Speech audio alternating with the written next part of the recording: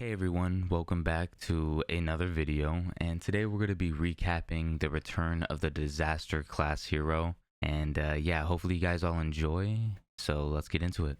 The prologue begins with a catastrophic disaster striking Earth which unleashes demons and monstrous beings known as calamities. Humanity fought desperately, even with nuclear weapons, but nothing could stop them. Cities crumbled, nations fell, and mankind stood on the edge of extinction.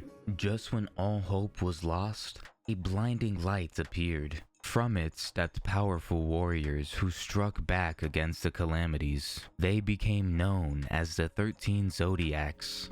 12 of them bore divine blessings and were hailed as saints. But alongside them stood a 13th, Lee Geon, a man with no blessings yet strength surpassing them all. Together, they fought their way into the Demon Tower to challenge the Crimson Eye. But when the battle was over, only 12 saints returned. They declared that Lee Geon had sacrificed himself for humanity. The truth was far darker.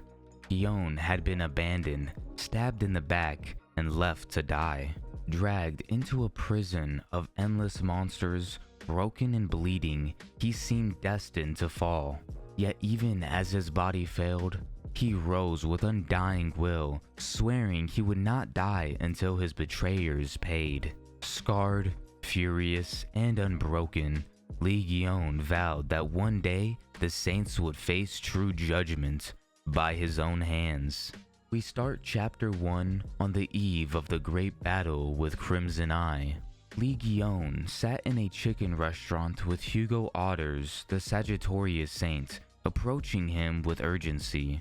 Hugo warned that Geon would die tomorrow, but Geon only laughed, devouring fried chicken and joking that Hugo was upset over the drumsticks. Hugo's concern was genuine, but Geon dismissed it, boasting that he has slain more calamities than all of the 12 saints combined.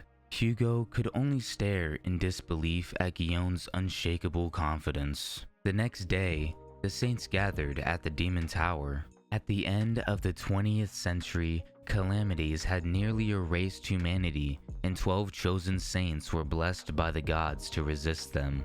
Yet one man rose without divine blessings, Lee Geon, stronger than all of them. Leading the advance through the tower, Geon carried them forward, while the others joked about riches, mocking his scarred body, and revealing their greed. Though the world hailed them as saviors, Geon knew they were nothing more than selfish thugs. He vowed to cut ties with them once they defeated the Crimson Eye. Then the ground shook. The Crimson Eye emerged with an aura so oppressing it bent the air. When it unleashed a cataclysmic attack, the saints panicked. One by one they fled, and Geon stood alone, cursing their cowardness. Tightening his grip, he declared that the one to defeat the Crimson Eye would be him, Lee Geon. He launched himself at the monster, weapon raised, but before his strike could land, we switched back to when Geon started falling after being stabbed in the back. Geon awoke deeper inside the Demon Tower. It seemed to be an endless prison where monsters spawned without end. Days bled into years, years into decades, yet he never yielded. Claws tore him apart, blades broke his bones, but each time he rose, killing everything before him. 20 years passed in blood and torment until he faced the final monster. It trembled, crying that survival wasn't possible. Geon crushed it beneath his heel. Is it finally over? He muttered as the Demon Tower started cracking and collapsing all around him. In the outside world, 2 survivors fled wolf-like calamities through a ruined town. Cornered, they despaired until the Demon Tower blazed with light and exploded, leaving a crater that swallowed the land. From the ruins, a lone figure emerged, Lee Geon. You left me to rot in that tower, he growled. You stabbed me in the back, and you thought I would die there? His eyes blazed with vengeance as his shadow stretched across the broken earth. You called yourselves saints?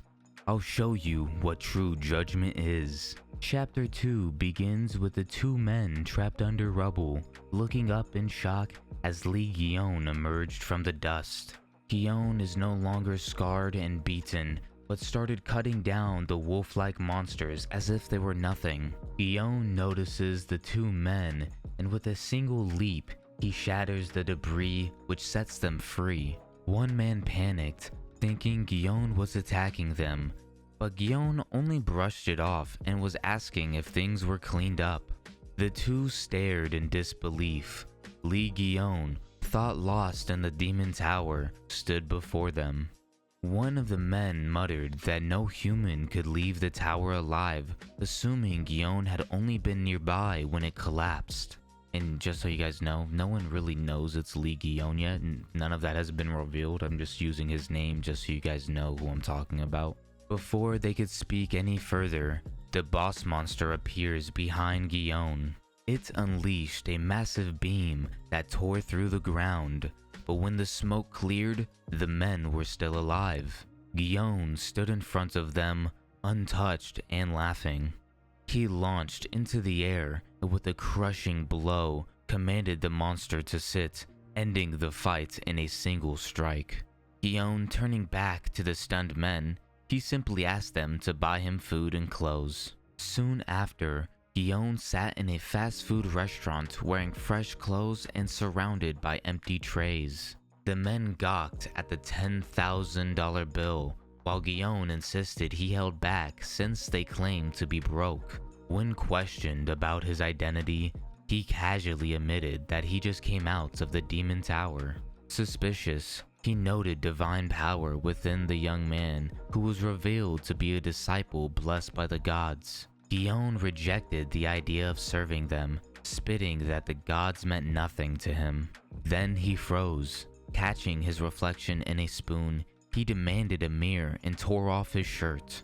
Geon's body has been completely healed, wounds that should have crippled him gone without a trace. He then spots something on his palm, and a snake-like mark started glowing as a system message appeared. It declared that he had achieved the impossible. His abilities carried into a new body, his tower achievements converted into strength, and his unique skills evolved.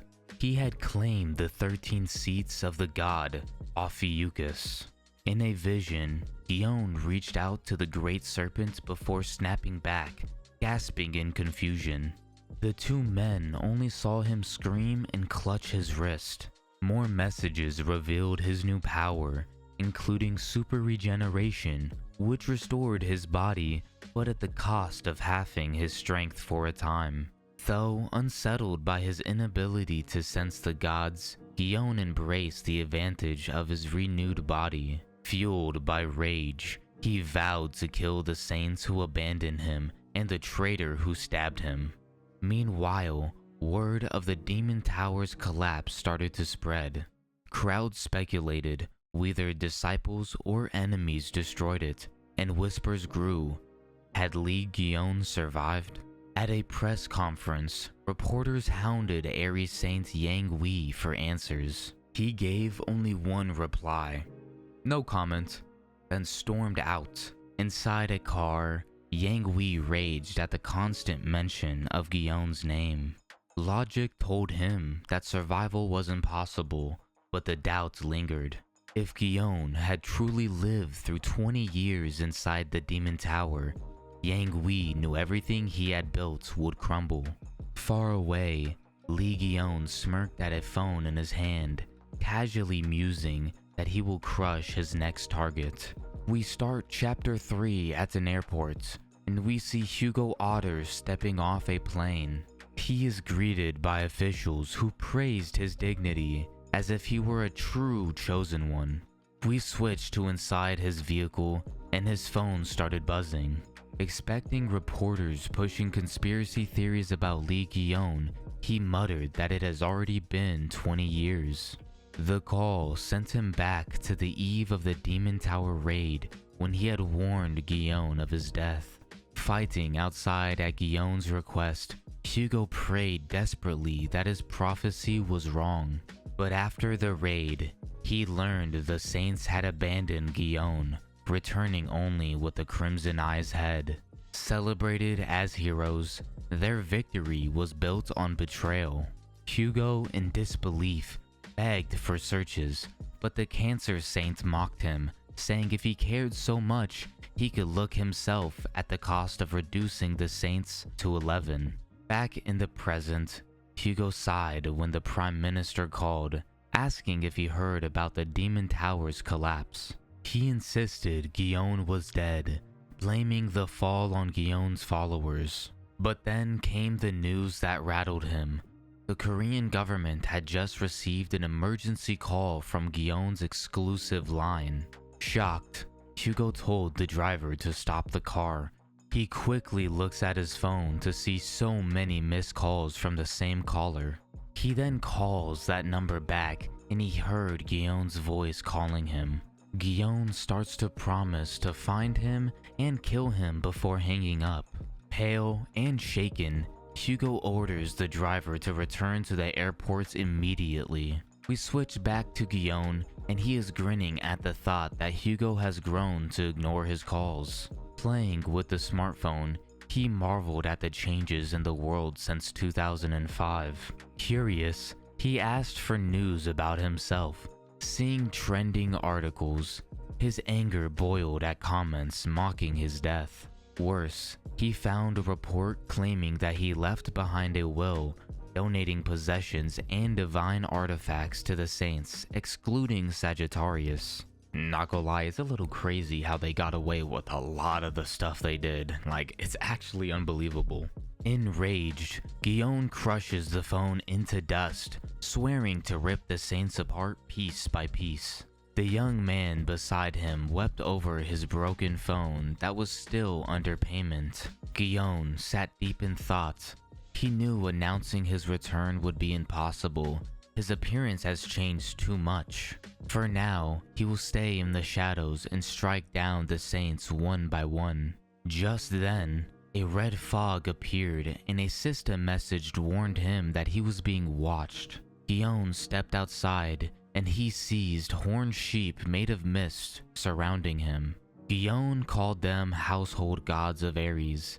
They started to demand tribute, but Geon is disgusted and curses their arrogance. As his powers flared, voices nearby caught his attention. The two people openly mocked Lee Geon, calling him a lost cause. Spotting Gemini pins on them, the young man urged him to walk away, but Geon's blank stare drew in their attention. One blew cigarette smoke in his face, taunting him to fight, while the other thought that he might piss himself. They walked past, calling him weak, still unaware of who stood before them. The young man panicked, warning they were Gemini disciples of rank A. Geon's irritation boiled over. He called them cockroaches. When they turned to confront him, he clenched his fist and repeated it with a glare. A couple of cockroaches. The thug stepped back towards Geon, sneering that he had no mana and was just an ordinary man. Unfazed, Geon simply flicked his finger. The strike sent the thug flying, slamming him into the ground with a shockwave that left the street trembling. The two men gasped in disbelief. Before Geon could say anything, the Gemini woman lunged from behind. With a smirk, Geon turned, flicked her forehead, and launched her crashing into a building. "Pathetic," he muttered. "You didn't even amount to much." The older man scolded Geon for using his powers in the middle of the street, but Geon scoffed. "If I had used my powers, they would already been dead." The two men stared in shock. Two A-rank disciples beaten with just a flick. As Geon approached the unconscious thug, his eyes caught a strange necklace. Snatching it up, he frowned at the odd sensation. A divine artifact? Why would disciples have this? Artifacts should only belong to saints. The young man explained. Decades ago, humanity nearly perished under the calamities, saved only by the divine gods and the 12 saints. But 12 alone couldn't protect the world, so they formed divine cadres. Those who awakened through the saints' power became disciples, ranked from C up to A. Above them were captains, then the 10 stars candidates for sainthood, and finally the saints themselves. Faith fueled the divine God's power, so disciples competed for favor, gaining gifts and artifacts from their patrons. Geon listened silently, realizing how much has changed during the 20 years he was trapped inside the demon tower. His hands clenched as voices suddenly called out around him. The young man pointed towards the streets where crimson fog thickened. The household god's manifestation of Ares took shape, urging for blood and promising riches for death. Alarmed, the older man warned Geon that to resist them was the same as defying the gods themselves. But Geon only smirked, mocking Ares' greed and arrogance. His aura flared, brilliant and overwhelming. With one strike, he shattered the fog, sending the household gods scattering in terror. The two men shielded their eyes from the light, but then gasped when they saw the gods have fled. This man isn't normal, the young man thought.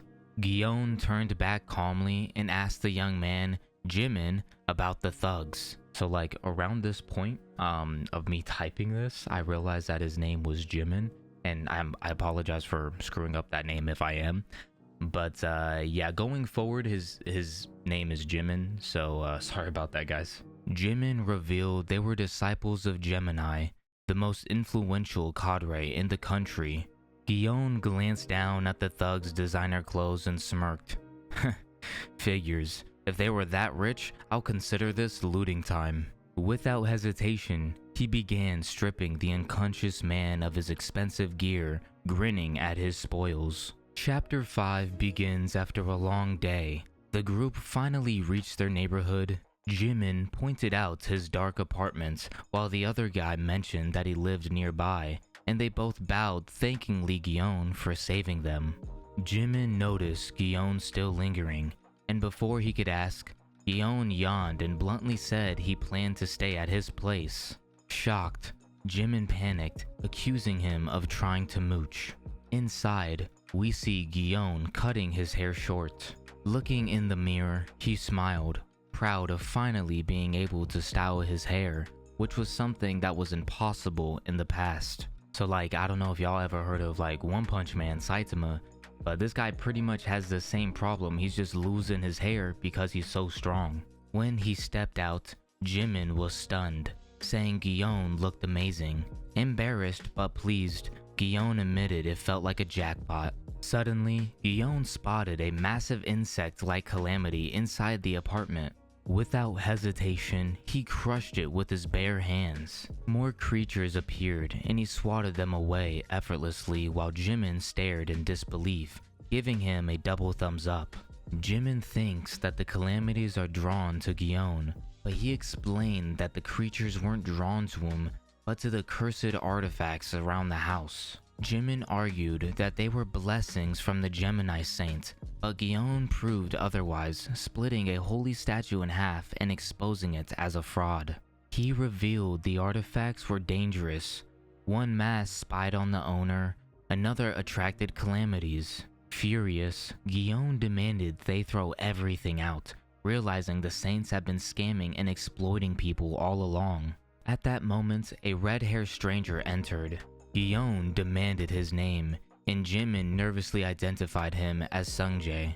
The man coldly confirmed that he is the owner of this house. Meanwhile, at Ares' grand residence, chaos spreaded as household gods in Korea vanished without warning.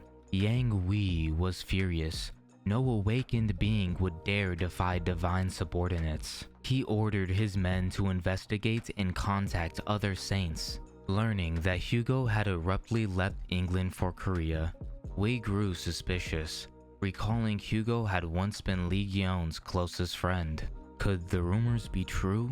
Wei refused to believe it, hurtling an object at his subordinates enraged, then demanding updates. Reports revealed a Gemini disciple was found unconscious and stripped to his underwear on the streets. He claimed to have been beaten by a handsome man, which raised doubts since Lee Geon's face was supposed to be scarred.